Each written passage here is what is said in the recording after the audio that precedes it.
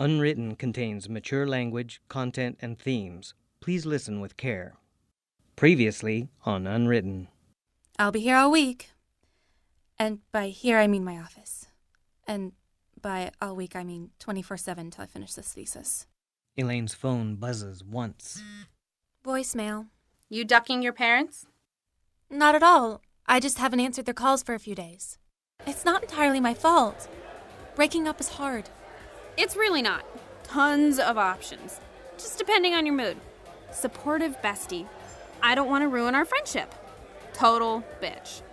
I'm just not that, into you. And connoisseur of the classics. It's not you. It's me. Elaine smiles more at each one. By the end, she's laughing. I'll have to remember those. Sorry. I've had a rough couple weeks. You sure you don't want to come?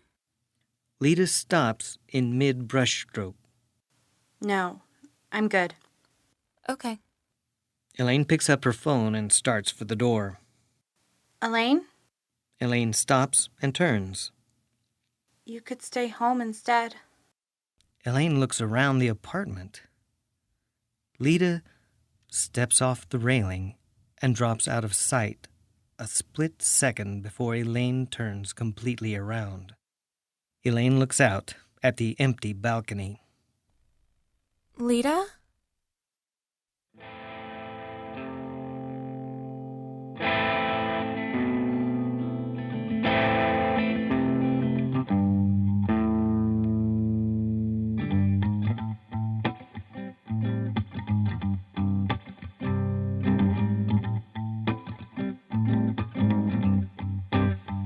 I've got it all.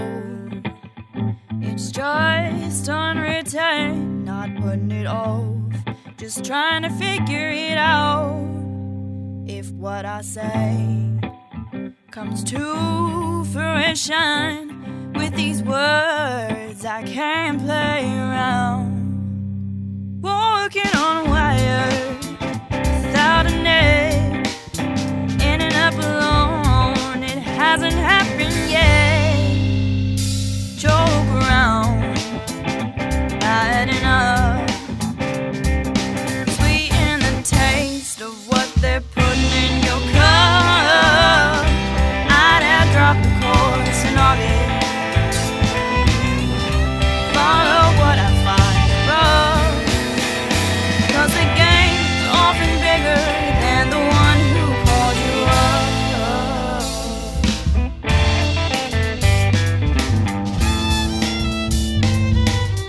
I've got it all, it's just unwritten. Dayton Writers Movement presents Unwritten, starring Luna Madison, Jordan Lopez, David Senator, Zach Duncan, Adrian Miller, and I'm Sean Gunther. Episode 2, The Psychopathology of Everyday Life, written by Jenna Gomes, directed by Chris Burnside. Also starring David Gaylor, Thomas Puckett, Joe Oliveri, Sandy Coleman, Stephen Crump, Chris Petrie. Elaine, Chelsea, and August are at the cemetery for Lita's funeral.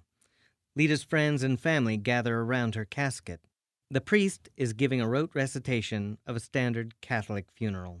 Chelsea starts determinedly poking Elaine's side. Elaine bats her away. Chelsea leans in anyway. I didn't even know she was Catholic.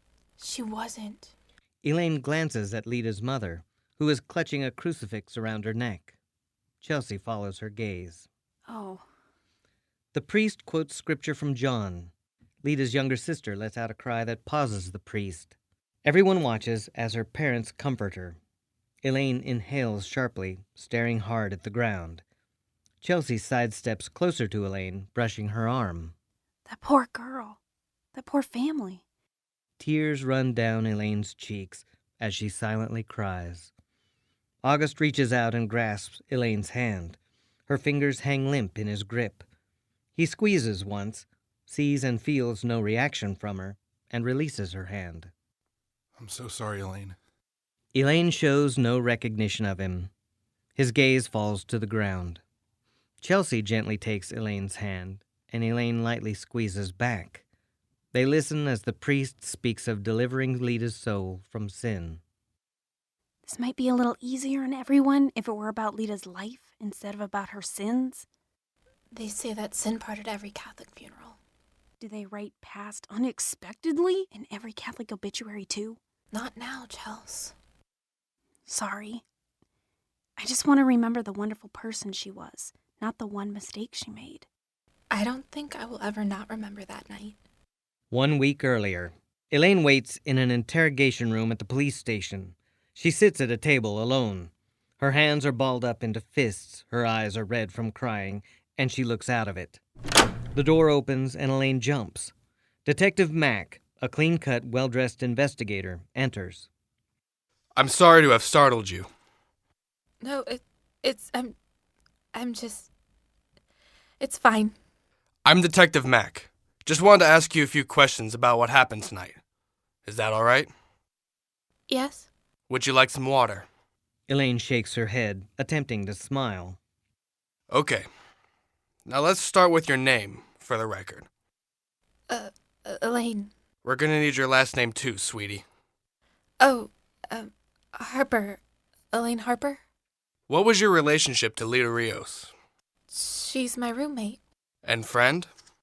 Yes, and friend. When was the last time you saw her? Around 9 p.m., she was painting in our apartment, and then I left. Elaine suppresses a sob by sharply inhaling. Mac waits. Then I left to go to a bar. At what time? Which bar? I left for Splendor around 9 p.m. A club. Were you drinking there? Yes. I mean, no, not like that. Can you clarify? I always drink ginger ale. So, you went to a club on a Friday night and you weren't drinking? No, I was just going to celebrate my friend's gay pride rally from earlier. I don't really like drinking. I see. So were you and Lita more than friends? Elaine is startled by the suggestion. She's confused for a moment as she tries to put together the purpose behind the question. No, we weren't. Just friends. Just allies to the cause. Detective Mack eyes her skeptically. Elaine points to the word ally on her shirt and offers a half smile. Okay. So what time did you leave Splendor? 10:15. Then I went straight home. Was Lita there when you got home? No. Miss Harper, we already know what happened. Elaine squints at him, confused. What happened with what? With Lita. I don't understand. I told you she wasn't home. She was. She fell from your balcony. Elaine shakes her head vigorously. No, you're mistaken. I was there. She wasn't. You know what happened. You were the one who handed her note to the responding officers. You think she jumped? The note never said... It wasn't that kind of note. Miss Harper. No, you're wrong. No, I was there the whole time. It wasn't Lita who fell. It couldn't have been her because I was there and she wasn't. I think maybe you need some time to process this. You're in shock. I am fully lucid. Would a person in shock use the word lucid? Well, I'm not sure. She wasn't there. I would have seen her. Were you looking out at the balcony? Elaine looks at the ceiling as she searches her memory. I mean, not the whole time, but I looked at it. And you didn't see Lita there? No, because she wasn't there. Do you think it's likely she fell from a different balcony? Elaine stares at Detective Mack blankly. I can't decide if you're in denial or lying to me. You know that lying to me is a bad idea, don't you? Why would I lie? This will go much better for you if you just get out in front of it. Tell me your side. My side of what? I've told you everything. I don't understand why you're interrogating me. I don't know what else you want to hear. I just want to go home and see Lita. Elaine and Detective Mack hear muffled, agitated voices growing louder beyond the closed interrogation door. A police officer is arguing with someone. Her friend just jumped off a building. How dare you force this on her? Do you understand the psychological damage you're doing? She cannot handle this. Elaine looks around, startled by Chelsea's voice. More officers outside try to calm Chelsea down. This is false imprisonment. She's not under arrest. Open the door. Open the fucking door. I will be back here in an hour with a writ of habeas corpus and reporters. Lots of reporters. And I'll leave with Elaine and your badge. Officer, open the fucking door. Detective Mack tries to get Elaine's attention, but she's fixated on Chelsea's voice. Miss Harper, Elaine, clearly this is traumatizing for you. We can continue our conversation as the investigation continues. Chelsea bursts into the room, a little drunk and completely livid. She softens immediately when she sees Elaine, and her eyes fill with tears. Immediately upon seeing Chelsea, Elaine bursts into uncontrolled sobs. Chelsea whirls on Detective Mack with fire in her eyes. We're leaving. Detective Mack stands up. That's up to her. She came here willingly. Chelsea looks at Elaine, who is hugging herself and rocking as she cries. Chelsea grits her teeth at Detective Mack and gets in his face. Move, or I will move you. You don't want to threaten me. Try me. Detective Mack and Chelsea stare each other down. Finally, Mack takes a step back and waves towards the door. Chelsea rushes to Elaine's side and puts her arm around her. Elaine? Elaine? Elaine snaps out of her memories and turns to August. The priest is finishing his blessing over Lita's coffin. Elaine? Elaine watches him, as if deciding whether to even answer. She sees Hemingway standing behind August in the crowd of mourners. August waits a few seconds. Realizing Elaine isn't going to respond, he continues. Hey, you doing okay? Yeah. Sure. Yes. Elaine hardens, pushing something deep down inside herself. The priest ends his blessing, and some of the mourners say Amen. The crowd slowly disperses, hugging Lita's family and telling them how sorry they are. Chelsea and August move with the crowd and wait for Elaine a short distance away. Elaine and Hemingway linger beside the coffin. Lita's mother, who suffers from MS, slowly approaches Elaine, leaning heavily on a cane. Elaine, I want to thank you for being such a good friend to Lita. No, I mean, she is great. Yes, she was. Can I ask you something, dear? Of course. We would like to keep what happened between us, all right? What happened? It was a tragic accident, right? Can you just make sure you don't talk about anything else? Hemingway raises his eyebrows. The world breaks everyone. Oh, right, of course. Thank you for understanding. I know this is what she would have wanted. Lita's mother walks away to her family. Hemingway stares daggers at the back of Lita's parents. Every man's life ends the same way. It is only the details of how he lived and how he died that distinguish one man from another. Chelsea walks back over to Elaine. Wow, they're still denying it. I guess. That's sad. There is nothing sweet nor fitting about dying. Yes. I told August to meet us at the reception. You're welcome. Thank you. You're ice cold, Harper, and that kid does not have a coat. They watch August get into his car and drive off. Fine. Elaine? If you keep pushing people away, they might stop coming back. August's car turns a corner and disappears from view.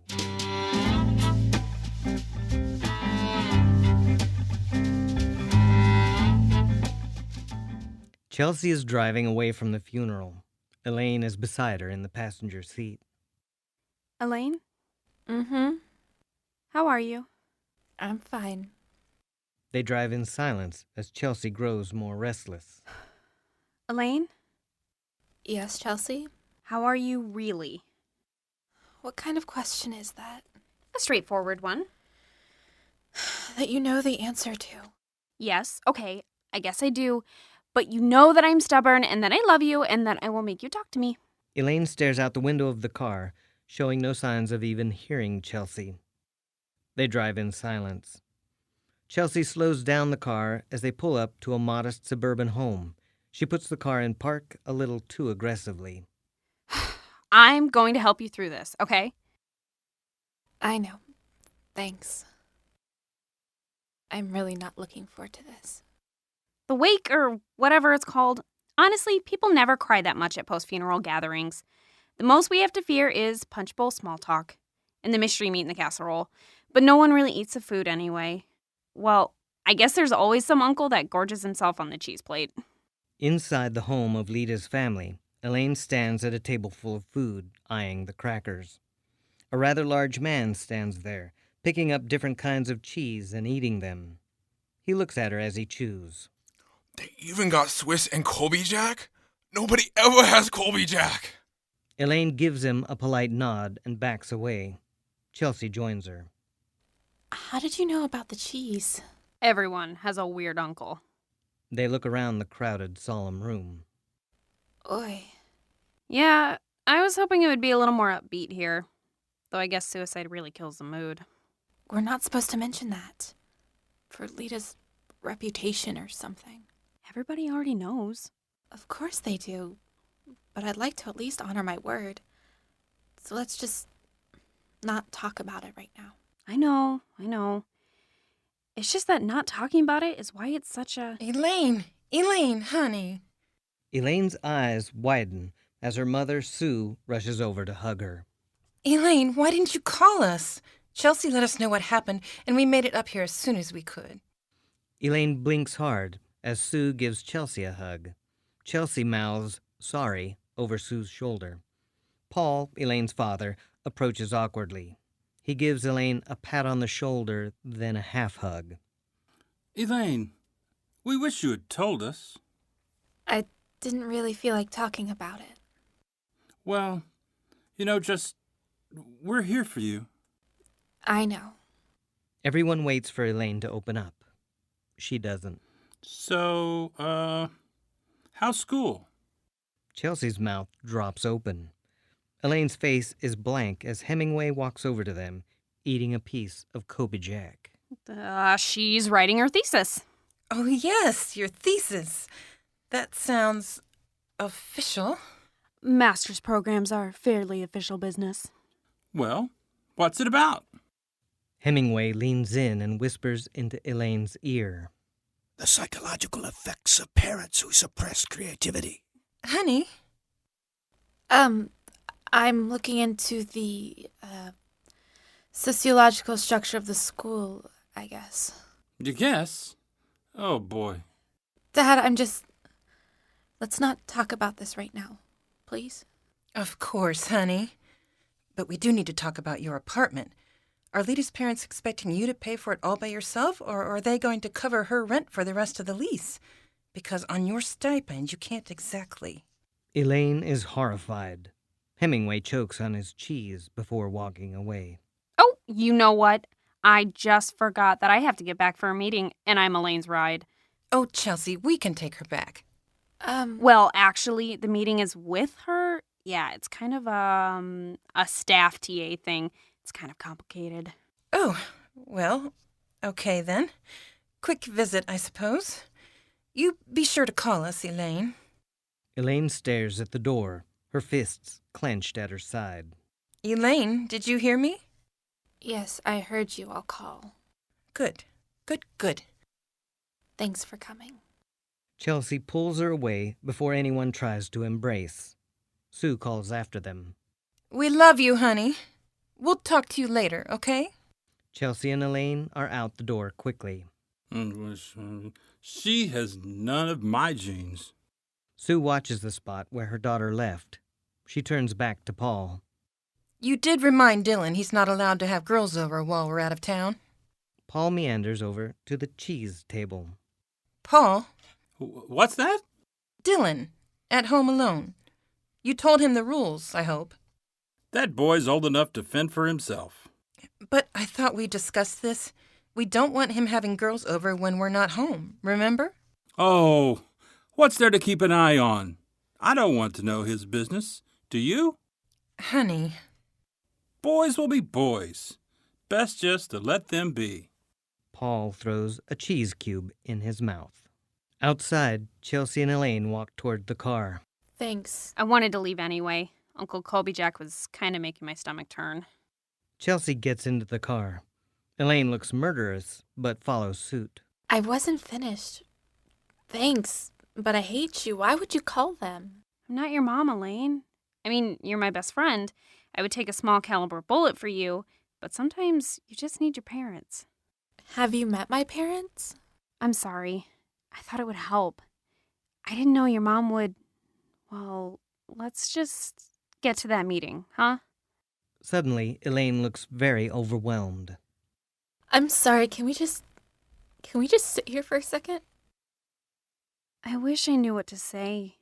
And I know that sounds so weird coming out of my mouth because I always know what to say, but I don't. I don't understand what Lita did, and I don't understand why, so it's really hard for me to try to say the right thing to you. I could have stayed with her. They both stare out the windshield at Lita's house. The day she did it, she asked me if we were friends. And I said, of course. I can't help but wonder if I wasn't there enough for her or... No, you're not allowed to blame yourself. If I'm not, you're not. No, I know. I'm not putting the blame on myself or anything. I just can't believe she had to ask if we were friends. It's not like she was part of our group or whatever. But she knew I was her friend, right? She knew I cared about her. I honestly don't know, Chelsea. I don't know anything. Don't worry about me, though.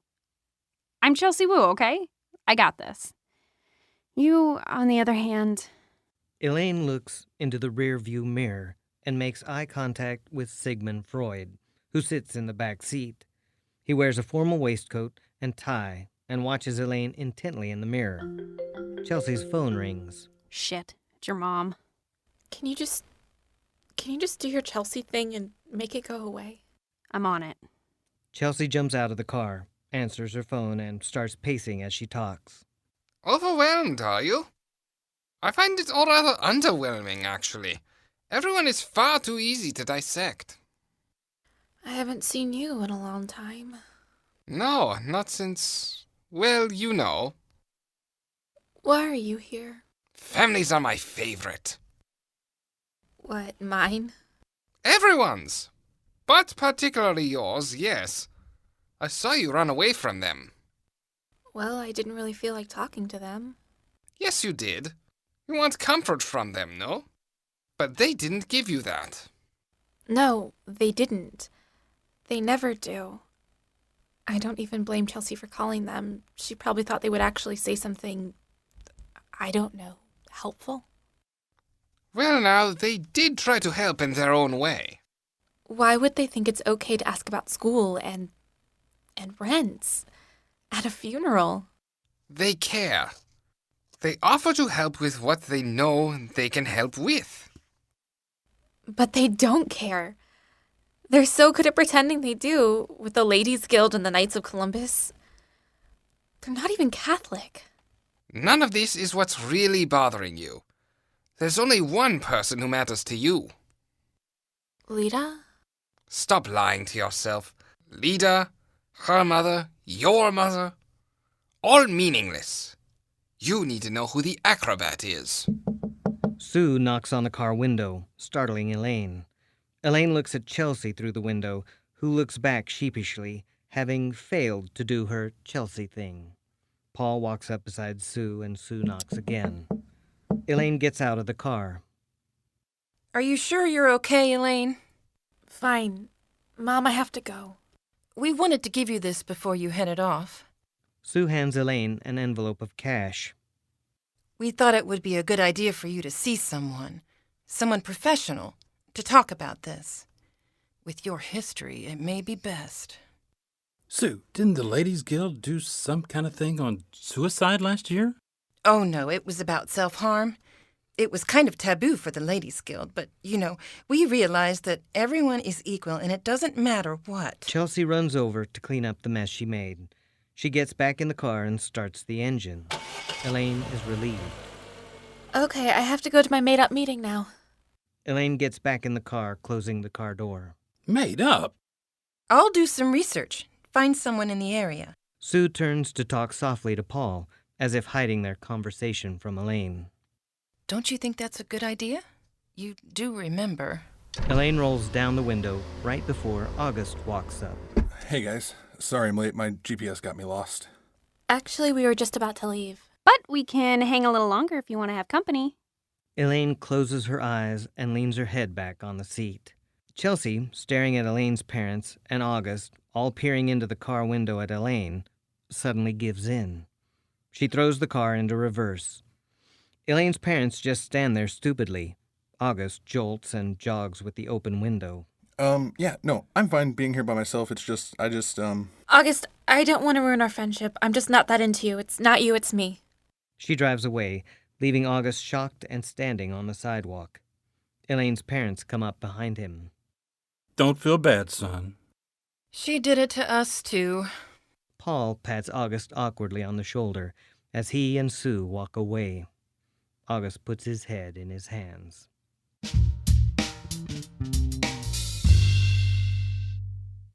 Elaine stares at a blank Word document on her computer. The cursor blinks on the page. Someone knocks. Elaine? It's open, Chels. Chelsea notes her blank computer screen. Maybe you could start with your name? Whoa, did you hear that? What? I think there's a comedian in my living room. How long do you have to finish this now? A couple weeks. You have to get moving on this. Start with anything. Anything. Here. She grabs Elaine's computer. Gender discrimination is bad. Period. There. Thesis. Bam. Elaine rolls her eyes and deletes it. I know. Elaine's eyes dart to Lita's old room. Oh, Elaine. I'm not going to tell you how to deal with this, but you have to live your life too. That is literally telling me how to deal with this. I'm not saying you shouldn't grieve. It's just hard, I guess. I keep looking up when the neighbors open their doors. I keep thinking it's her. Which is why you need to get out. Go somewhere to write. Library, coffee shop, bookstore, adult bookstore. All places with humans. Humans talk. They ask questions. What are you working on? How are you doing? Okay, fine. Don't get out and write your thesis then. Just get out. Everyone misses you. And I solemnly swear we will not ask you how your thesis is going. Pinky promise. No, but everybody will ask me how I'm doing. I'll tell everyone to keep it light. You're missing the point, Chels. And that point is? They all view me as this fragile thing. Like they have to tiptoe around me. I don't want to ruin everyone else's fun by being me. But this isn't you, Elaine. Do you know me? Okay, I wasn't going to bring this up because I kind of know how you will immediately shoot it down. I know I didn't even know Lita like you did, but it kind of messed me up too. So I've been seeing this therapist at the school. A therapist? And this is why I didn't bring it up. How is a stranger going to know what to do? I thought it couldn't hurt, and that it might help me convince you to go too. And you weren't going to bring this up? As if you haven't been maneuvering this conversation to this since you got here? No. I mean, kind of. I just know you, and I knew you would say no to going unless I told you it actually helped. And it does. Thank you for that, but the answer is still no. I figured. Sorry I snapped. Hey, it's fine. You could bite my head off and I'd still be here. Headless. Probably bumping into things a lot. Headless Chelsea would still be more supportive than my parents. Always. Chelsea gives her a quick hug. So, how about going out with us tonight? You're not letting this go, are you? Come on, it's karaoke. I mean, I know you won't sing, but I need my biggest fan there. I am otherwise susceptible to debilitating stage fright. It's an illness, really. Pale face, dry throat. If it's that creepy karaoke bar again, no thanks. You're still bitter? Strangers touching my ass? Yes, I'm bitter. Strangers touching your ass doesn't mean it's creepy. It just means you're at a bar. You're really selling this right now. Elaine starts aimlessly scrolling through her social media. There are a handful of posts on Lita's page, saying things like, "miss you," and "rest in peace." And this makes it worse. God, I hate that. Like McKenna Schreiber, she's on my staff. She probably had like one conversation with Lita ever. People just do it for attention. She would have hated all of this. Chelsea reaches over and closes Elaine's computer. None of this is good for you. Chels. Look, I just came to check on you. I have a ton of work to do. But I'm leaving this here. Chelsea presses her therapist's business card into Elaine's hand. Text me about karaoke? Elaine glares as Chelsea heads for the door. I'll take that steely glare as a maybe. Elaine follows Chelsea to the door. Chelsea opens it and steps into the hallway. Chelsea? Chelsea turns. Did Lita ever mention the Acrobat to you? Don't think so. Why? Who's that? Don't know. Maybe nobody. Elaine waves the business card at her. Thanks. Chelsea smiles and heads for the elevator. Elaine closes the door behind her. She looks at the business card, throws it behind her shoulder, and puts her forehead against the door. Freud steps up behind her, picking the business card off the floor. Well, what did you do that for? You again. Yes, I'm afraid. What are you going to do this time? Tell me everything's about sex? It is. And how does that help me? Sit down. No. I'm not getting a therapy session from Sigmund Freud. Oh, it's not a therapy session. Then I'd have to charge you. Freud sits down and motions for Elaine to do so. Begrudgingly, she does. How long has it been since your friend died? 2 weeks. And what do you think is holding you back from moving on? The memory of her. Not knowing why. Well, let's start with the memory of her. This apartment. All her things are gone, no? No. I mean, yes. Well, kind of. I stashed away her painting before her parents could take it. So you still have something physical left of her? Yeah, I guess. Attaching meaning, personhood, emotional energy to inanimate objects is natural. But it is also dangerous in the wake of a loss. You cannot let go of what still remains. I see the painting. Elaine gets up to go get the painting. Freud stands up and looks around the room. He goes up to the coat rack. Sex. He examines the lamp. Sex. He turns around, and Elaine is looking at him exasperated. She holds the painting. Freud points at it. Sex! Oh, grow up! I stood here and watched you call everything in my living room sex. Not everything. Just the objects shaped like penises. You have no idea what you're talking about. Maybe I do, maybe I don't. So, why don't you get another opinion? I see where you're going with this. You can't live inside your own mind, Elaine. Do you know how much I helped my patients? Depends on who you ask. There is no shame in asking for help when you are struggling. I'm not struggling that much. Being entirely honest with oneself is a good exercise. Did you just quote yourself? You need to gain insight, Elaine. You need someone else's perspective. Like the painting. Did you ever see sex in it? No, not before. But you do now? Mostly I think you're full of it. But yes, I can see how you would get that. All right, there. That's why you should call... Freud looks at the business card. Dawn Lemon. Lemon. And why should I listen to you?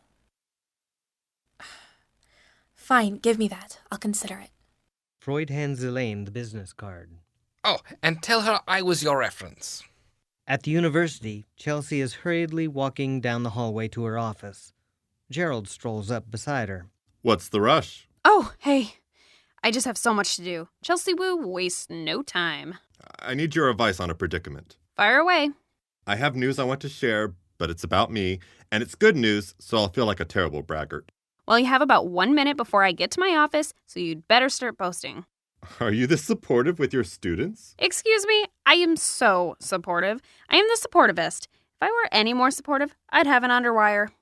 You now have 40 seconds. Right, quick version. President Cook is stepping down at the end of the summer. The Board of Trustees has requested my candidacy to take his place. Chelsea stops and turns, wide-eyed. President? As in, of the university?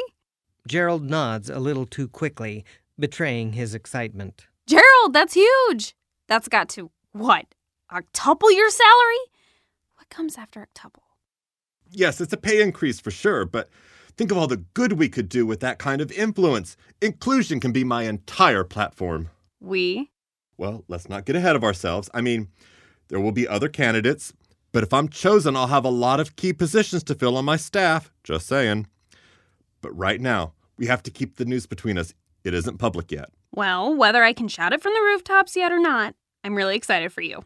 When the reporters start coming around the office asking about you, do I lead with you walking on water or feeding the multitude? I knew I hired you for a reason, and I've wasted enough of your time.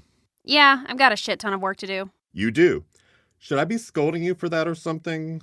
I believe that's how this boss thing works. Right. Get to work. Yes, sir. They laugh as Chelsea heads into her office and Gerald walks back towards his, whistling. Elaine's apartment. Elaine is curled up on the couch with a blanket, a woman's magazine, and a bag of chips. Her laptop is open next to her. A messy tub of ice cream and a mostly empty 2-liter of ginger ale sit on the coffee table. A 90s girl power movie is on in the background. She mumbles along with the lines to the movie, flipping through the pages of a magazine. She gets to one page, squints her eyes, then holds the magazine up and tries to look at the image the other way. Then she lifts up one of her legs a little, before shaking her head.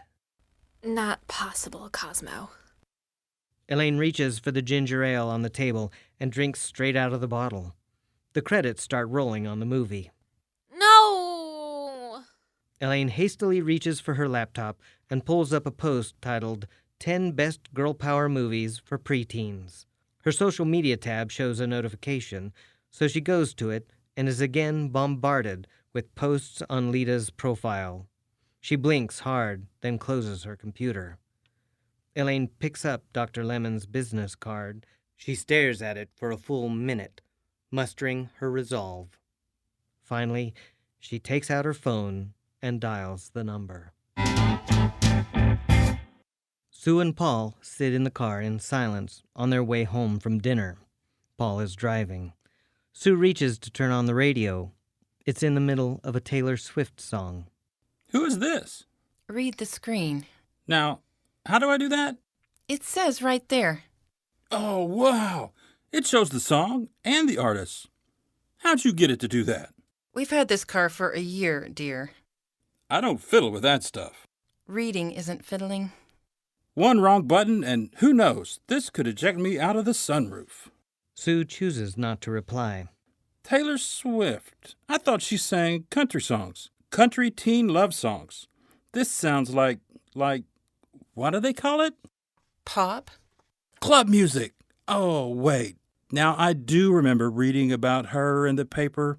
She had a beef with some rapper. Mm-hmm. Kanye. The one Dylan's always listening to. Sure. She called him out during the Grammys. Untactful, if you ask me. He called her a dirty name in a song. Oh, that's what rappers do. They're all about building their own ego. She was defending herself. You should have seen what she was wearing. Looked like a bathing suit top with... Paul, please. It's bothering you, isn't it? I don't care what she was wearing. I mean Elaine. This whole thing with Elaine. Well, of course. You know her. She doesn't handle things well. And she was so evasive last week. Even I would have trouble if my roommate, you know... Killed themselves? The girl's parents aren't in the car, Paul. You can say it. I know. Listen, I was just thinking about your sister. Elaine is not Ellen. I'm just worried. Aren't we all? These things, they do run in families, you know. I just think that Elaine's issues might not all be her own fault. Don't let her off the hook. What's that supposed to mean? Don't go easy on her. These are all her choices, Paul. Her graduate degree in English. I mean, she has to teach even to afford that degree. even with our help. And she's putting herself through too much stress. She knows what she's doing. I don't think she knows it's hurting her. We shouldn't have named her Elaine. What? It's too similar to my sister's name, you know? It's like we were asking for it. Ellen, Elaine. Was I high? That epidural did make you a little loopy. Huh, apparently. I wish she would answer my calls. She will, when she's ready. Dr. Lemon's office is well lit, but it still feels dingy to Elaine, a closed-off room filled with other people's problems. Dr. Lemon flips through Elaine's paperwork as Elaine peruses the enormous Stephen King collection among a shelf of academic journals. Wow. The books? Yeah. A lot of people notice that. Why do you think? I guess I expected a shelf full of self-help books. I don't try to be something I'm not. Putting up a shelf of self-help books wouldn't show you who I am. It would show you a stereotype of who you think I should be. That actually makes a lot of sense. So you like Stephen King? Yes, obviously. It's not even the horror aspect I like. It's the way he talks about New England and Maine. I grew up in Maine. It makes me feel close to home. Do you like that feeling? What? Feeling close to home. You know, something that reminds you of the house where you grew up, or the woods at the end of your street, or your father whistling. My father doesn't whistle. But you do like to be reminded of them. No, actually, not really. When you get an A on a paper, do you call your father? No. When you have a fight with your friend, do you call your mother? No, I don't really. So they don't give you guidance or support. I don't want it from them. But you would like it from me. I guess. And why do you think? Because I'm paying you. Sorry, that was kind of inappropriate. That's all right. It can be hard to open up. Losing somebody is hard.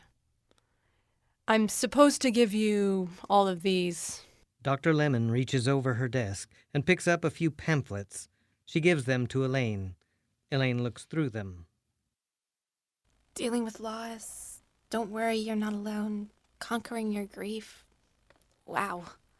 Exactly.